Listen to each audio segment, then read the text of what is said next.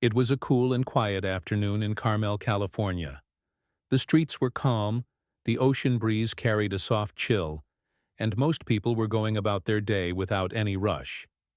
In a small but well-loved restaurant tucked near the town center, the staff was busy clearing lunch tables, refilling water glasses, and preparing for the slower evening hours.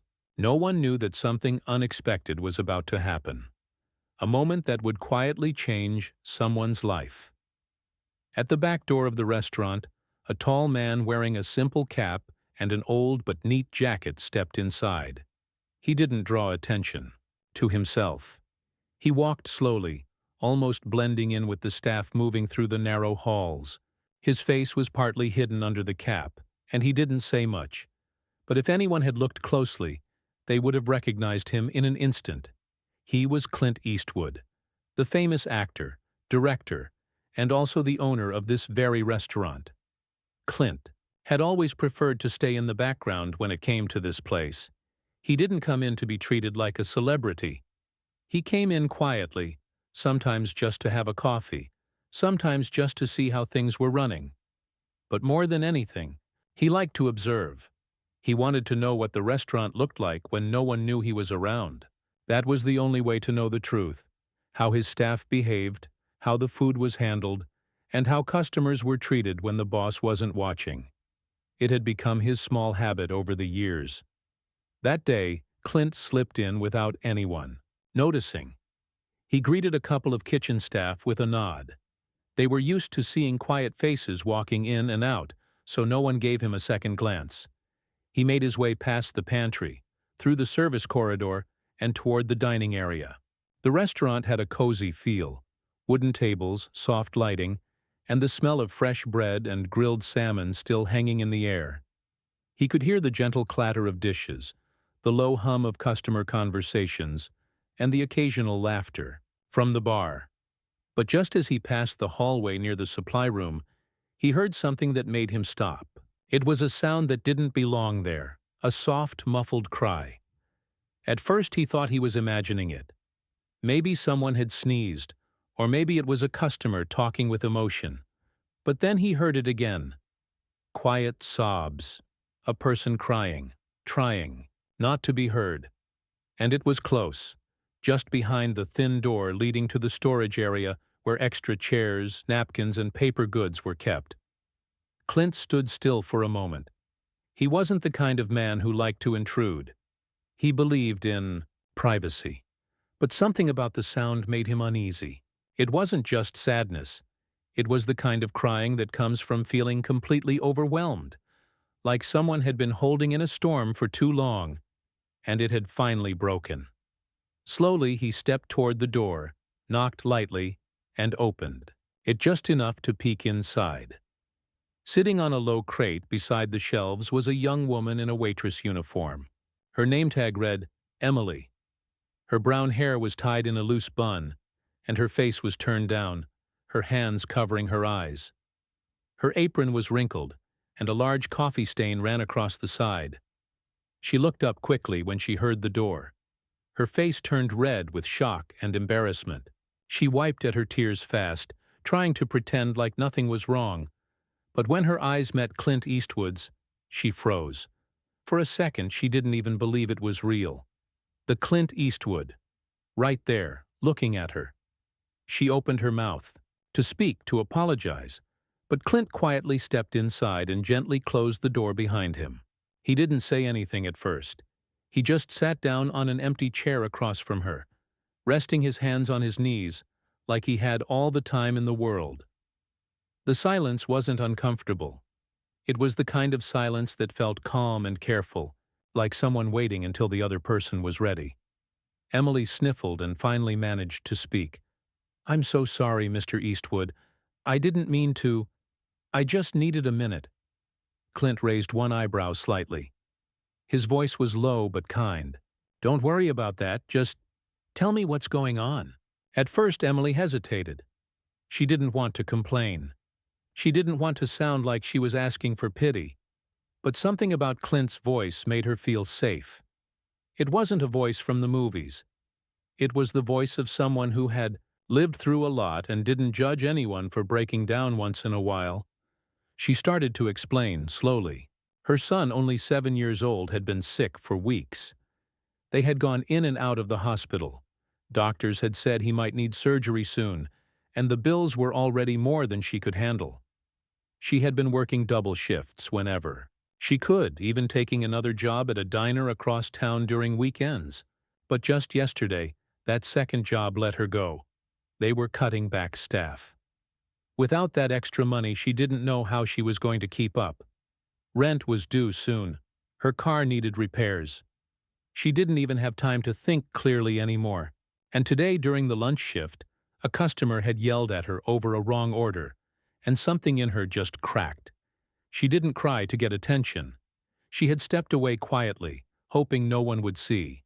But the pain had caught up to her, and now, sitting there, she felt like she was completely falling apart in front of the one person she couldn't afford to look weak in front of. Clint listened the entire time without interrupting. His face didn't show shock or pity, just understanding. When she finished, he nodded slowly. "You've been doing a lot," he said. "Too much for one person." Emily looked down again. "I just didn't want to bother anyone. I thought I could handle it." Clint leaned forward, slightly. "You're not bothering anyone. You've been working hard. You've been showing up. And sometimes, life doesn't care how hard you're trying." She gave a small laugh through her tears. It wasn't a happy laugh, but it was real. She wiped her face again, and this time, it seemed like the worst of the storm had passed. She looked up at Clint, trying to read his expression. But he didn't look disappointed or angry. He looked thoughtful. He stood up slowly, his joints creaking just a little, and walked to the door. "Hang in there, Emily," he said quietly. "Let me see what I can do." And with that, he walked out, leaving her sitting there, stunned. She didn't know what he meant. She didn't know if she was in trouble or if he was just trying to be kind. But something in his voice made her feel like maybe, just maybe, things were going to be okay. Outside the room, Clint didn't say a word to anyone. He didn't call the manager or make a show about what happened. He went straight out the same back door he came in through, climbed into his car, and drove off. But inside his mind, he wasn't thinking about movie scripts or restaurant profits anymore.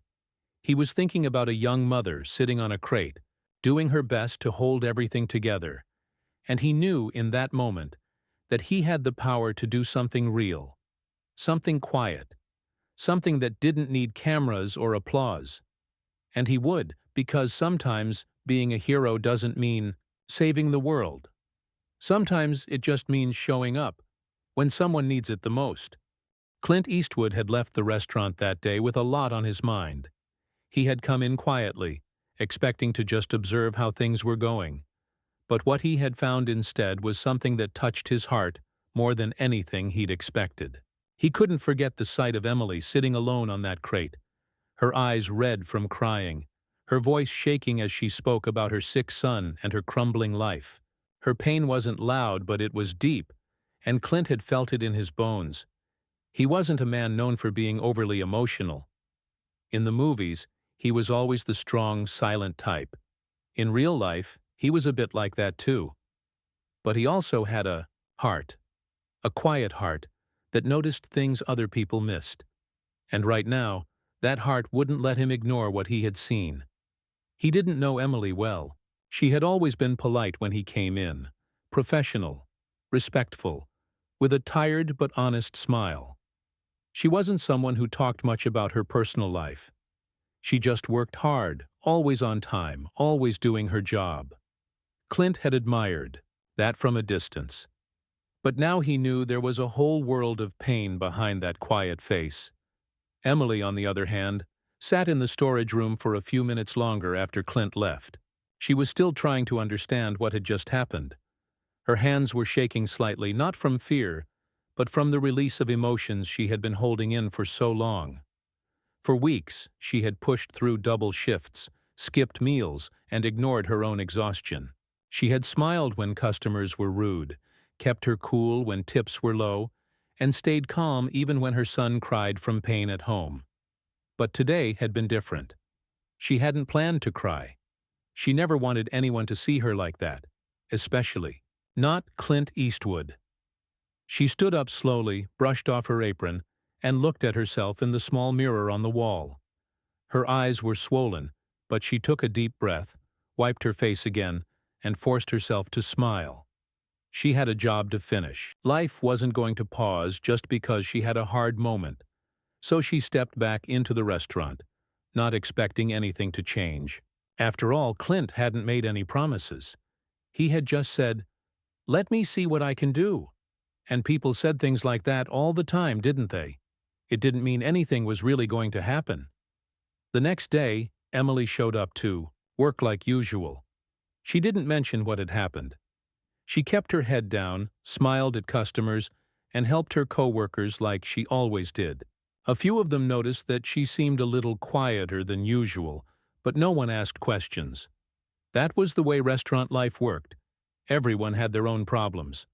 Unless someone said something out loud, you didn't bring it up. What Emily didn't know was that behind the scenes, something was happening. Clint had made a phone call the moment he got home. Not to the press or to a charity, but to the restaurant manager, a middle-aged man named Gary who had worked with Clint for years and trusted him like family. Clint explained everything simply, in his calm, deep voice. He told Gary what he had seen, what he had heard. And then he said something that made Gary sit up straight in his chair. "I want to help her," Clint said. "But quietly. No drama, no cameras, just take care of it." Gary had nodded, even though Clint couldn't see him through the phone. Understood. From that moment, things began to shift. First, Gary reviewed Emily's schedule.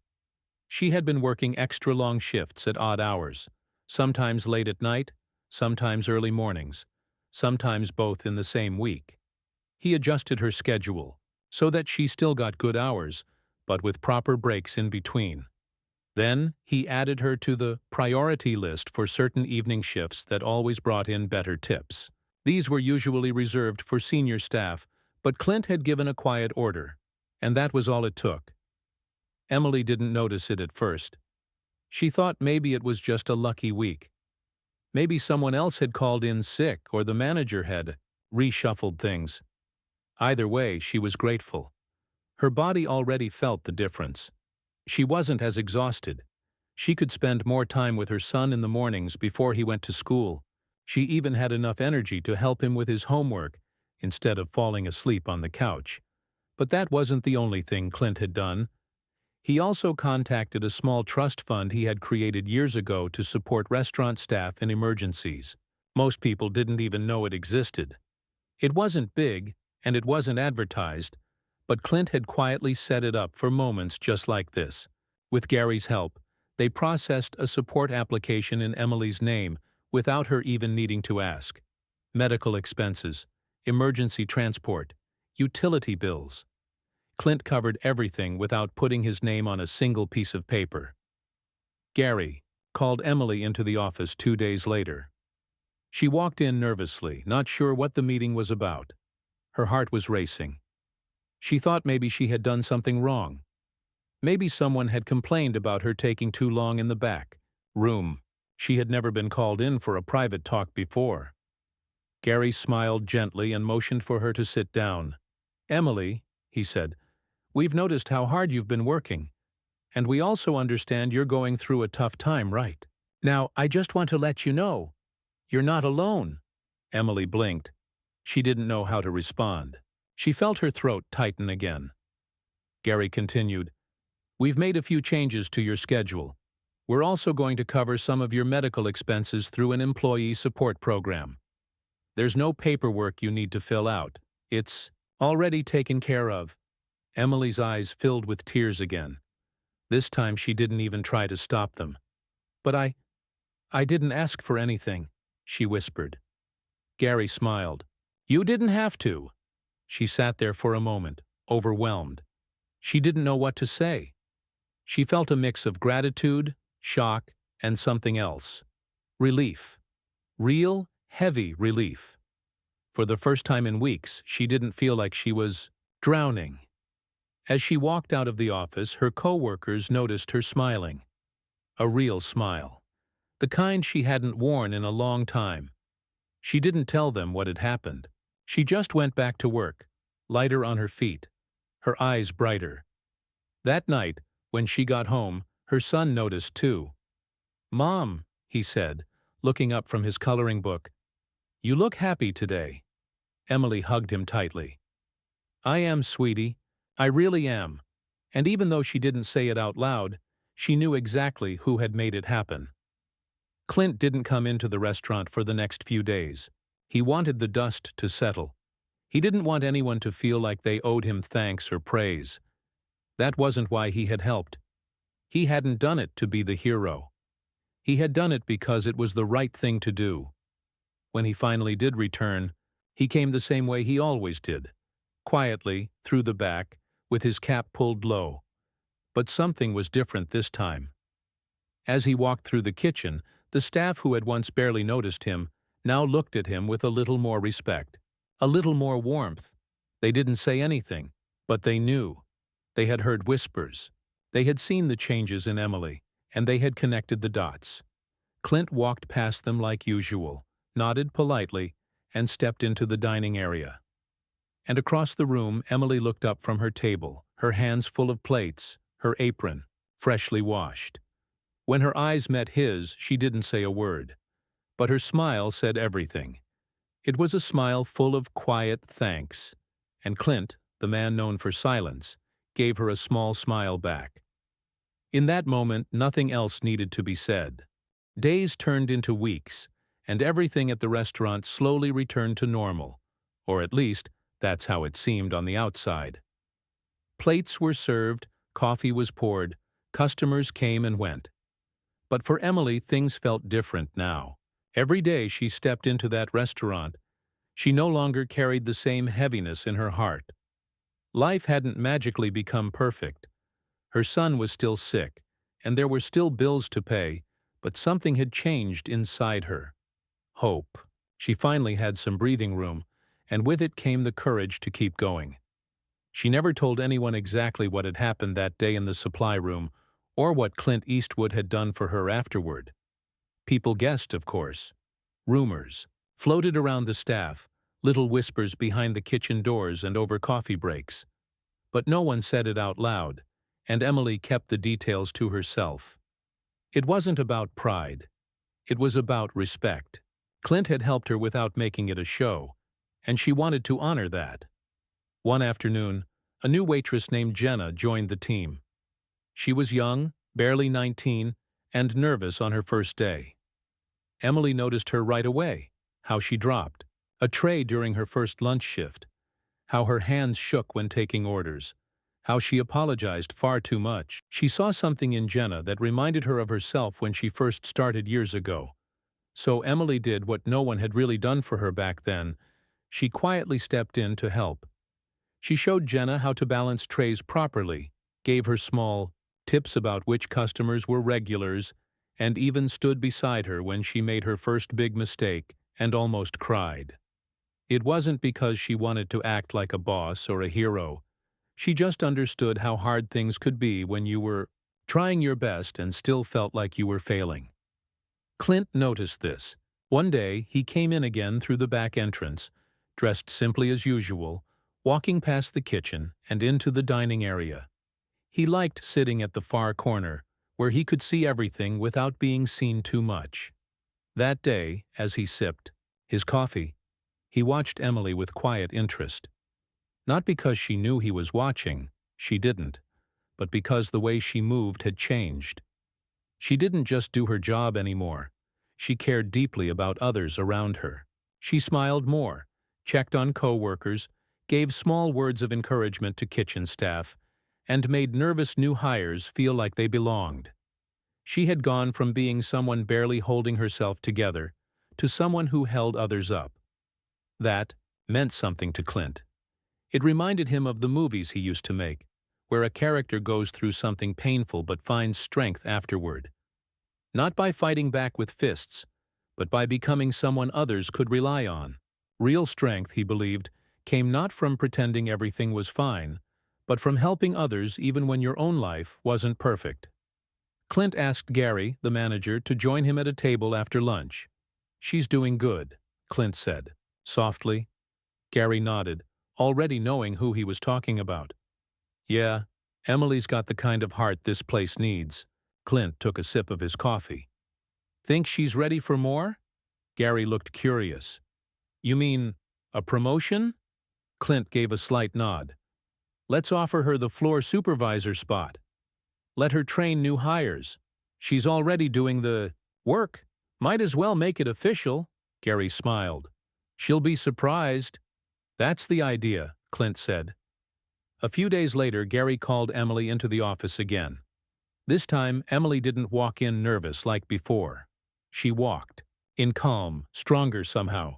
Gary offered her the new position, explaining how her care, responsibility, and leadership had not gone unnoticed. Her eyes went wide. She had never even considered that she'd be promoted. She had only tried to survive and, in time, to give back. But now she was being trusted with something bigger. "I don't know what to say," she said. "Say yes," Gary replied with a grin. And she did. From that day, Emily's role shifted. She still waited tables when needed, but now she trained others, handled small staff issues, and had a bigger voice in how things were run. It wasn't a flashy job. It didn't come with a fancy title or a huge raise, but it came with dignity, with responsibility, and it gave her a reason to be proud of herself again. Back at home, her son noticed too. He had just returned from another hospital appointment, and though his health was still fragile, there was more laughter in the house now. Emily had used part of the support money to fix the heater, buy proper groceries, and even get a small used tablet for her son so he could keep up with school. Their home wasn't big, but it was warm, clean, and full of love. One night, while Emily was folding laundry, her son walked up to her and asked, "Mom, why do you look happier now?" She smiled and touched his face gently. "Because good people helped me when I needed it the most." "Like heroes?" he asked, his eyes shining. "Yes," she whispered. "But the quiet kind. The kind who don't wear capes or get awards. Just people who care." She didn't mention Clint by name. Her son knew who he was from movies and posters, of course. But to Emily, Clint wasn't the cowboy with a gun or the tough detective. He was just a man who had chosen to listen when most people would have walked past. Meanwhile, back at the restaurant, Jenna, the new waitress, was growing more confident every day. One evening, after a busy dinner shift, she pulled Emily aside and said, "I just wanted to thank you. I would have quit in my first week if it wasn't for you." Emily was touched.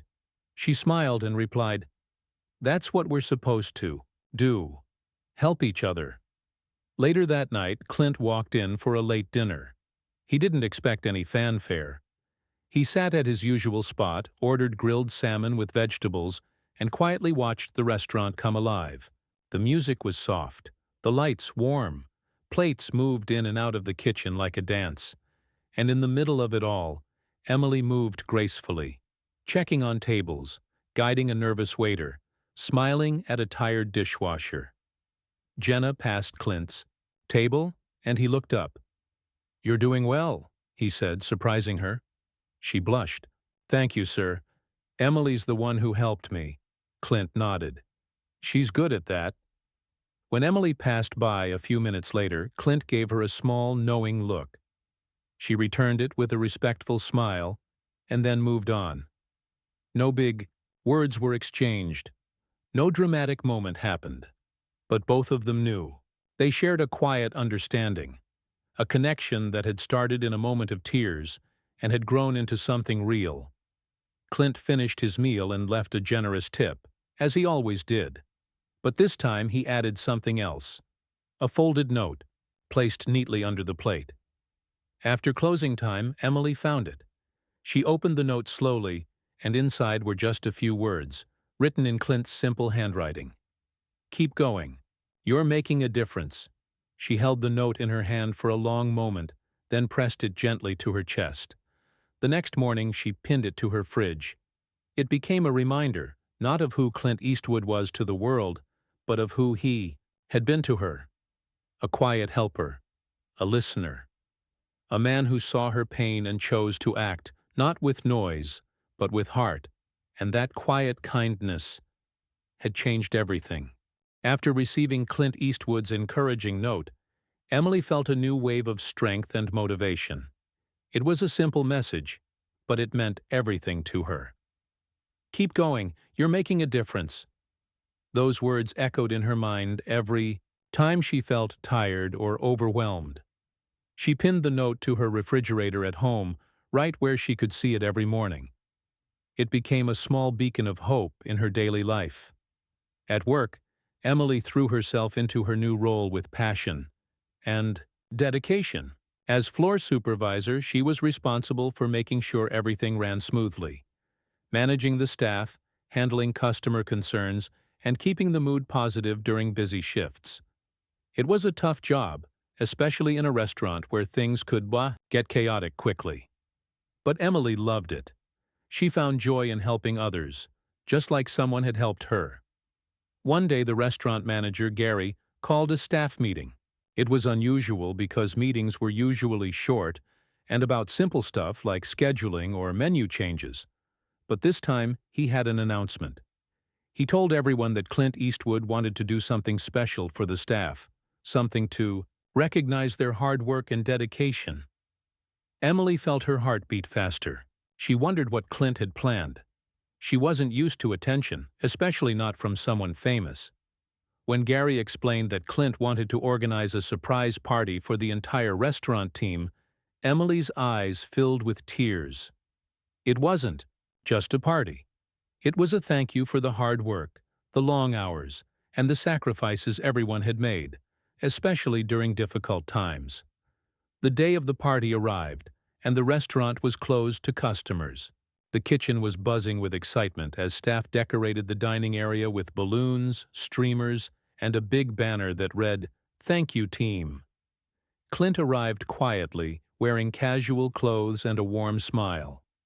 No cameras, no press, just a simple celebration among friends. Emily watched as Clint moved around, shaking hands and chatting with everyone. When he stopped by her, he smiled and said, "You've done a good job here. Keep it up." Those words meant more to Emily than any award. It was a sign that her hard work had been noticed by someone she admired deeply. The party was filled with laughter, good food, and stories shared between co-workers. Emily felt a deep sense of belonging. For the first time in a long time, she wasn't just a waitress or a supervisor, she was part of a family. After the party, Clint pulled Emily aside. He told her that he believed in her and wanted to help her achieve her dreams. He offered to connect her with a local organization that helped people improve their skills and find better jobs. Emily was overwhelmed but grateful. This was more than she had ever hoped for. With Clint's support, Emily enrolled in evening classes to learn management skills and hospitality training. It wasn't easy balancing work, school, and caring for her son, but she was determined. Every step forward felt like a victory. Months passed, and Emily's confidence grew. She started to see a future beyond waiting tables, a future where she could build a stable life for her family. Clint continued to visit the restaurant occasionally, always checking in on Emily and offering quiet encouragement. One day, Emily received news that her son's health had improved significantly. The treatments were working, and she could finally breathe a little easier. The weight that had pressed on her shoulders for so long was lifting. Emily's story spread quietly among the restaurant staff and regular customers. People admired her resilience and kindness. She became a role model for new employees, someone who showed that with courage and support, life could change. Clint Eastwood's unexpected kindness had started a ripple effect. It wasn't just about one note or one promotion. It was about believing in people, helping them find their strength, and showing that small acts of compassion could transform lives. Emily never forgot the day Clint walked into the restaurant and heard her crying. It was a moment that changed everything, not just for her, but for everyone around her. And though Clint remained the quiet man he always was, to Emily, he was a hero in the truest sense. Emily's life had changed so much since that day.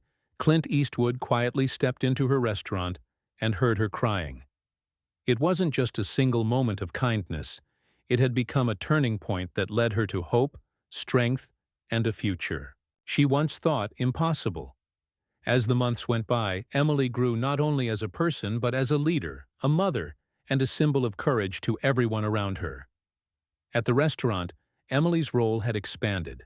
She was no longer just a waitress or a floor supervisor. She was a mentor, a guide, and a friend to many of the staff. New employees looked up to her because she understood their struggles.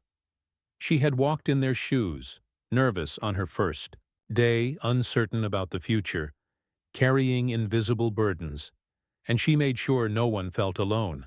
Emily believed in the power of kindness and support, and that belief shaped how she treated others. One evening, after a busy shift, Emily stayed late to help a new server who was struggling to manage multiple tables. The young woman looked overwhelmed, and Emily remembered how she herself had felt when she first started. Instead of scolding, Emily gently showed her how to prioritize orders and stay calm under pressure. "You'll get better every day," Emily said softly. "Just keep trying." The server smiled gratefully, feeling a little less scared. At home, things were better too. Emily's son was growing stronger thanks to the medical care she had worked so hard to afford. She had found a way to balance work, school, and parenting, even though it wasn't always easy.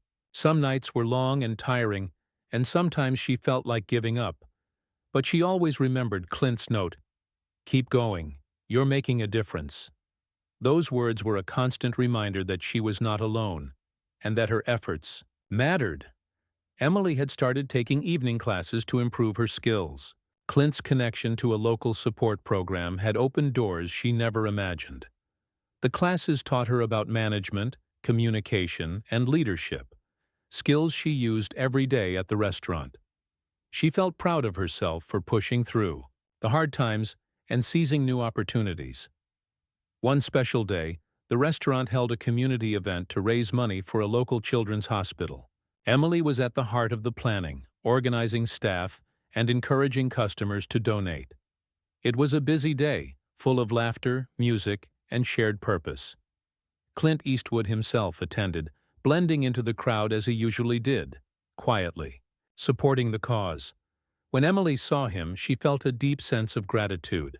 He wasn't just a famous actor to her. He was a friend who had shown her compassion when she needed it most. During the event, a local news reporter approached Emily for an interview. She was hesitant at first, not used to being in the spotlight, but as she talked about her journey, the struggles, the hope, and the kindness she had received, her words inspired many.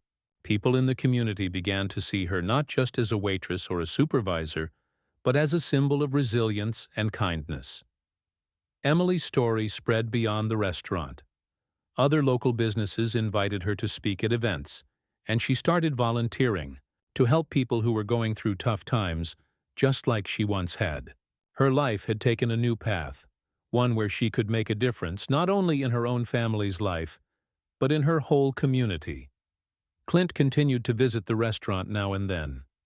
Each time, he and Emily exchanged warm smiles and quiet conversations.